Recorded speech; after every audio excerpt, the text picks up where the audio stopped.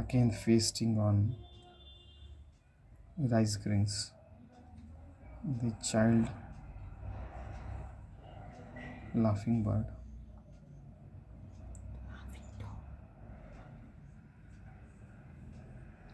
is trying to gobble as much as it wants, and then it will sit and will do drong pow gudu gudu gudu gudu gudu.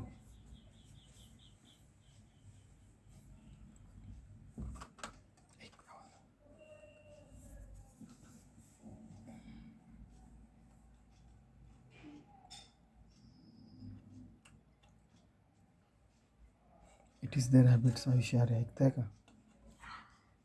They just gobble as much as much, and they keep all the greens here, and then they do gudru gudru gudru.